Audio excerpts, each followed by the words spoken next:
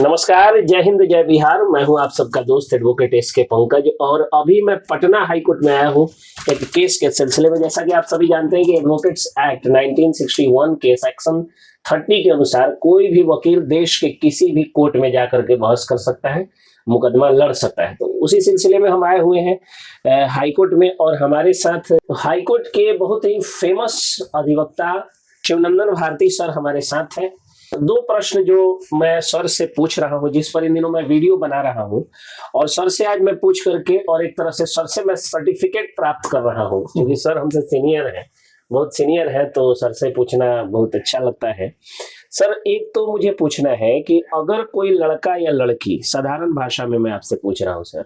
कोई लड़का या लड़की एक दूसरे से प्रेम करते हैं और जात पात के कारण हो या इकोनॉमिक स्टेटस के कारण हो, कोई गरीब है कोई अमीर है, दोनों में से कोई दूसरे जात का है कोई एक गोत्र का है, कई बार ऐसी स्थितियां आ जाती हैं कि गांव के लोग पूरे विरोध में हो जाते हैं और तब लड़का को लड़की लेकर के भागने के अलावा कुछ ऐसा नहीं सोचता है। तो दो स्थितियां सर हो रही हैं हमारे जिले में, जैसे 10 में लगभग 8 मर्डर लव अफेयर्स के कारण हो रहे हैं। तो वकीलों की एक सामाजिक जिम्मेदारी हो जाती है कि हम लोग इन चीजों को रोकें। तो मुझे लगा कि इसमें अगर एक काम किया जाए कि ये मर्डर वाली जो स्थिति आती है वो डर के कारण होती है कि हमारी नहीं हो सकेगी, इसमें जो है कुछ कुछ ऐसा होता है। तो क्यों ना अगर तुम प्यार करते हो, एक तो करो नहीं, मुझे लगता है कि माँ बाप की मर्जी से शादी करो, और अगर कर रहे हो तो भैया हम कानूनी रूप से कराएंगे। इसमें सर एक समस्या और आती है कि अगर कानूनी रूप से उसने कोर्ट मैरिज कर लिया या मंदिर में सर्टिफिकेट प्राप्त कर लिया तो फिर वो लेके भाग जाता है और इधर अपहरण का केस दर्ज हो जाता है। अब जब तक वो फिर लड़की आकर के 183 का बयान नहीं दे देती है तब तक उसके घर के लोग जेल जाते हैं, इधर घर के लोग फरार हैं, पुलिस जो है वो नोटिस चस्पा कर दे रही है, कुर्की जब्ती हो जा रही है, पूरा परिवार तबाह बर्बाद हो रहा है। इससे बचने के लिए सर रिमेडी क्या है, मतलब पहले ही क्या उपाय कर लिया जाए कि न केस हो न मुकदमा हो और शादी भी हमारी लीगल हो जाए? देखिए, ये बहुत ही अच्छा और आपका जो रेलिवेंट प्रश्न है। आज के समाज में इस तरह का चीज बहुत होता है। जी जी। पहले के कानून में और नए कानून में बहुत सारे ऐसे प्रावधान इसी सब समस्याओं को देखकर बनाया गया है। जी। पहले क्या था कि कॉग्निजेबल ऑफेंस का यदि कोई उद्भेदन होता है तो कॉग्निजेबल, पहले जो एफआईआर होता था सीआरपीसी की धारा 154 के तहत होती थी, उसमें कहता है कि यदि कहीं भी आपको कॉग्निजेबल ऑफेंस के बारे में यदि किसी भी माध्यम से थाना इंचार्ज को पता चलता है तो उस पर एफआईआर लेना ही है। उसको कुछ सच्चा है या झूठा है उस पर कुछ नहीं देखना है, उनको एफआईआर लिख लेना है। लिखने के बाद अनुसंधान के दौरान यदि उनको लगता है कि ये गलत है, झूठा केस कर दिया गया है, तथ्य से कोई नहीं, तो वो अपना चार्जशीट जो फाइनल फॉर्म होता है वो जमा कर देते हैं और उसमें वो दिखाते कि ये मामला जो है असत्य प्रतीत होता है। तो ये तो चीज़ पहले की बातें हो गई। अब कानून में ही ऐसा प्रावधान है कि एफआईआर लिखने से पहले प्री इंक्वायरी कर सकता है। ये अब जो है बीएनएसएस में भी ये प्रावधान हो गया और सुप्रीम कोर्ट के जजमेंट पे। अब वो पहले ये था कि ही शैल लॉज द एफआईआर, ये टर्म शैल था, अब कह दिया कि नहीं, अब वो पहले वो एफआईआर लिखने से पहले वो इंक्वायरी करेगा। 15 दिन तक का उनको वक्त है और इंक्वायरी करने के बाद यदि उनको लगता है कि इस तरह का कोई मामला नहीं है तो वो उसमें जो है सो वो बच सकता है। अब यहाँ पर जो आपने टेक्निकलिटीज कहा, इसके जैसे बिना कानूनी वकील कोर्ट के कचरा से बचना चाहते हैं जी, जो पक्षकार हैं या जो इस तरह का ये करते हैं, तो 2-3 चीज़ों का ध्यान रखना होगा, क्योंकि सभी लोग गुमराह हो जाते हैं, उतने पढ़े लिखे नहीं होते हैं। तो पहला चीज़ ये देखना होगा कि यदि आप किसी को पसंद करते हैं तो इसके 2 महीने हैं, 2 इफेक्ट होता है। एक तो कानून का नजरिया क्या कहता है और एक सामाजिक नजरिया क्या कहता है। तो समाज में इस तरह की चीज़ों को अभी भी स्वीकार नहीं किया जाता है, तो समाज में आपका कानून का भी बात नहीं समझेगा, दौपेच और टेक्निकलिटीज को नहीं समझेगा, पकड़े जाएंगे तो आप पीटे जाएंगे या आपको सामाजिक तौर पर दंडित किया जाता है। ये समाज के लोगों के बीच होता है एक बात, तो उससे बचना चाहिए।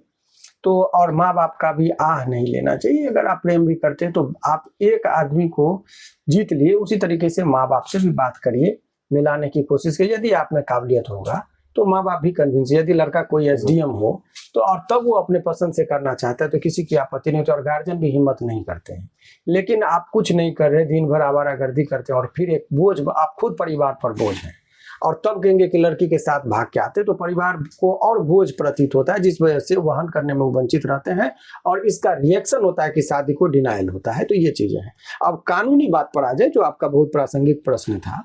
तो इसमें तो अब एक तरीका यह है कि लोग पहले जो जब इस तरह का वारदात होने वाला होता है तो अब दोनों पक्ष मिलकर एक सामूहिक तौर पर चाहे तो इन्फॉर्मेटरी पिटीशन कोर्ट में दे देंगे, तो वो केस होगा तो आपको बेल उल के टाइम में आप बचने का एक प्रावधान होगा, आपको इजीली आपको बेल मिल सकता है कि देखिए इस तरह काम किए। तो ये तो पहले है। अब आप क्या करिए, बचने का जो कोर्ट में बगैर गए हुए कुछ करना चाहते हैं तो उसका सिंपल है कि क्रिमिनल एंटीसीडेंट ना बने, हमारा एक आपराधिक इतिहास, उसका बहुत सिंपल सा उपाय आपको बता रहे हैं कि यदि आपको इस तरह का किसी भी लड़का या लड़की का प्लान हो और उनको पता हो कि हम पर केस होने वाला है, तो इसका एक उपाय ये है कि आप जिस लोकल थाने में आप या लड़की रह रही है, चूंकि जहां से घटना घटित होती है वहीं पर वो उसी थाने में आवेदन दी जाती है,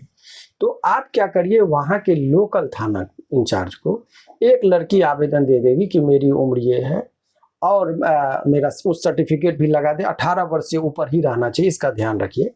और वो लड़की एक आवेदन दे देगी थाना इंचार्ज को कि मैं अपने मर्जी से अपने घर को छोड़कर लड़का के साथ जा रही हूँ, और अगर यदि हमारे परिजन के द्वारा केस किया जाता है तो मेरा एक बार बयान लेने के बाद ही केस लिखा जाए, और जब कभी भी हमको बुलाया जाएगा हम वो थाने पर इसके बारे में आके स्पष्टीकरण। लेकिन थाना पर इतना उसको साहस नहीं होता है, क्योंकि वो कुकर्म के परिवार कुकर्म है नहीं, लेकिन सामाजिक दृष्टिकोण से लगता है कि गलत काम है। तो इसका एक सरल सा समाधान ये है कि आप एक आवेदन लिख लीजिए और उसको स्पीड पोस्ट से थाना पर भेज दीजिए, और स्पीड पोस्ट से जब आप भेजेंगे तो उसका जो रिसीविंग होता है वो आपका बहुत महत्वपूर्ण चीज होता है, वो रिसीविंग रखे रहिए। और थाना को पहले जिस दिन आप वहाँ घर से निकले, थाना को कह दीजिए कि सर हम अपने मर्जी से जा रहे हैं, हमारे परिजन यदि केस करने आए तो आपको आवेदन भी हम इतना तारीख को दिए हैं जो स्पीड पोस्ट से आपके यहाँ पहुंचा हुआ है। एक उपाय ये है। कोर्ट के तरीके से यदि आप चलेंगे तो एक इन्फॉर्मेटरी पिटीशन है कि पूर्व में इतिला हो। बहुत सारे लोग कैविएट वगैरह भी फाइल करते हैं कि कोई भी केस करने से पहले एक बार आपको अवसर दिया जाता है कि आप अपने बारे में, माने आप जिसके बारे में आप कोई क्लेम करना चाह रहे हैं या जिस चीज के संबंध में, तो वो आपको पहले एक बार इन्फॉर्म होगा, आपको भी अपॉर्चुनिटी दी जाएगी, आपके बात को सुन के तब किया जाएगा। तो ये तो कोर्ट में आने के बाद का प्रोसेस है। लेकिन अब BNSS जो है, नई कानून जो बना है, उसमें ही मैंडेटरी प्रोविजन है कि आप इंस्पेक्टर को, माने थाना इंचार्ज को शक्ति दिया है कि जब कभी भी कोई घटना के बारे में उद्भेदन करते हुए आवेदन पड़े तो आप इंक्वायरी कर सकते हैं, और आपको लगे कि इस तरह की बात नहीं हुई है तो आप उनके आवेदन के आधार पर उनको लौटा सकते हैं। आप लिखेंगे नहीं, ये इस तरह का प्रावधान कर दिया। इसमें सर होता क्या है, क्योंकि हम लोग जो है वो गांव से बहुत ज्यादा जुड़े रहते हैं, तो मैं क्या देखता हूँ,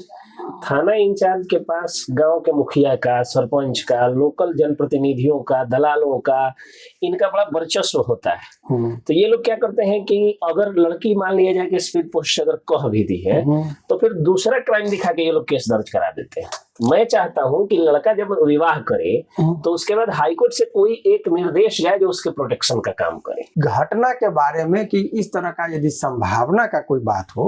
तो आप एक पहले ही आपको यदि कोई एक्चुअल थ्रेट हो तो आप रीड के माध्यम से यहाँ पर आप अवगत करा सकते हैं कोर्ट में कि हमारे ऊपर देखिए इस तरह का है, हमारा जो right of freedom of speech and expression है, लिबर्टी है, आर्टिकल 21 का, इसका वायलेशन हो जा रहा है। चूंकि हम जब भी अपने पसंद से मिलने जा रहे हैं तो उनको बंद कर दिया। तो अभी आप रिसेंटली देखे होंगे, चाणक्य लॉ कॉलेज की एक लड़की है, उनके फादर जज थे, डिस्ट्रिक्ट जज थे, उनको घर से नहीं निकलने दिया गया क्योंकि वो अपने जो पुरुष मित्र थे उनके साथ वो शादी करना चाह रही थी। तो इस आधार पर रीट फाइल किया हैबियस कॉर्पस का, उनको उपस्थित होकर बताना पड़ा, फिर यही कोर्ट से दोनों विदा होके गए। तो अनेकों अवसर ऐसे हैं, बहुत सारा। तो ये एक सेट फॉर्मूला नहीं, किस तो हर आदमी की परिस्थिति अलग होती है, तो उस परिस्थिति के अनुसार कौन सा रीट यहाँ पर अप्लाई होगा, उस पर किस तरह का उनको डर है, तो इत्यादि चीज को हर व्यक्ति के केस के परिस्थिति के अनुसार यहाँ पर समाधान होता है। आप चाहे ओवरऑल कोर्ट में आप एक इंफॉर्मेटरी दे सकते हैं, बहुत लोग कैविएट फाइल करता है, बहुत सारे उपाय हैं जो आपको मुकदमा होने से पहले आपको अवसर दिया जाएगा और आप बच सकते हैं। चलिए, और सर एक और समस्या समाज में क्या है कि समाज के लिए या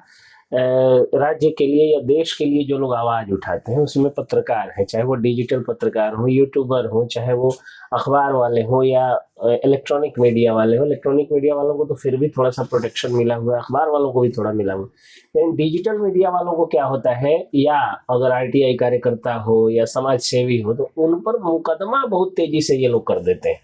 मतलब थाना में कोई भ्रष्टाचार है, उस पर हमने एक आरटीआई मांग दिया,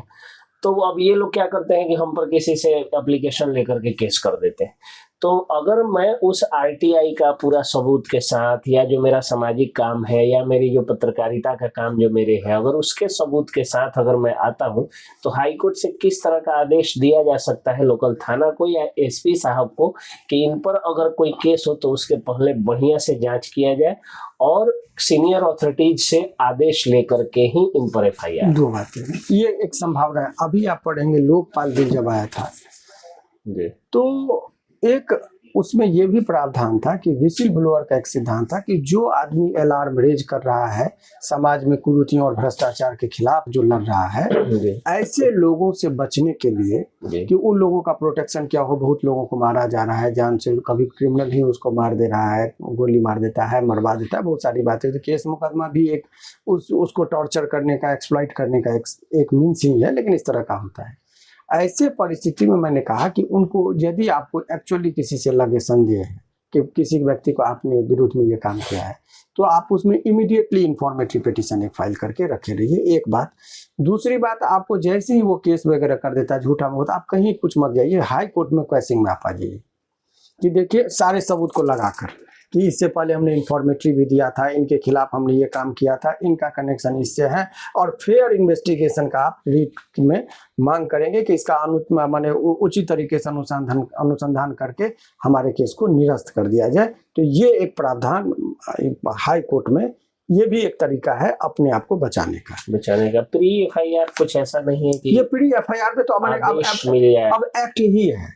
अब एक्ट ही है, और कोई भी व्यक्ति को आनंद फानन में गया और एफआईआर हो गया, तब उसको ऑर्डर को हम चैलेंज करते हैं यहाँ पर कि ये जो एफआईआर था इसको निरस्त हो जाना चाहिए, क्योंकि अभी जो मैंडेटरी प्रोविजन है कि इसको इंक्वायरी करना चाहिए था, और उनको प्राइमरी इंक्वायरी के बाद एक मटेरियल, उनको कुछ रीजनेबल मटेरियल मिलना चाहिए था, वो मिला नहीं, और ये आनंद फानन में रूटीन मैनर में केस कर दिए, इसीलिए सेट असाइड हो जाना चाहिए एफआईआर। तो वो प्रावधान आपको है जो आप कोर्ट में ये कर सकते हैं। बहुत बहुत धन्यवाद सर, शुक्रिया।